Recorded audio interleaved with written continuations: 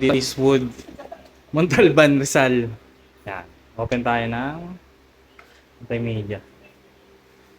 Ito yung ordinary na strainer.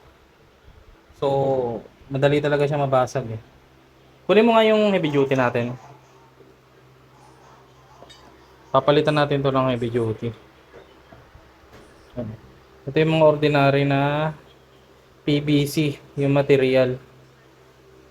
Unlike nung heavy duty, ABS plastic siya. Yung material. Ito yung heavy duty na strainer natin. Yan yung ilalagay natin. Natin yung heavy duty strainer.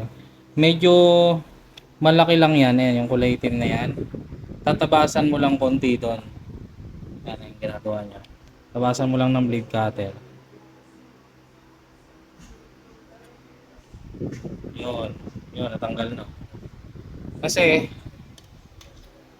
pag linak mo yan, pagpasok mo dito at linak mo, sobra kasi siya, maabot ng hanggang dito, yung kulay itim na lock na to. So ito, binabawasan to ng konti. Para pag lock mo, sakto lang siya dito. Sakto lang siya dyan. Kasi pag hindi mo siya binawasan, lulusot dun yung pwedeng resin, pwedeng carbon or silica. Kasi may awang siya dun eh. Sharing is caring. Ito naman yung lower na strainer natin. Normally pag pinutol mo kasi bibitin na siya dito. So hindi na siya sasakto dyan. So ang gagawin nyo, i-ahab nyo yung riser tube. Yan, kabilaan. Sisingitan nyo ng 3/4 na PVC.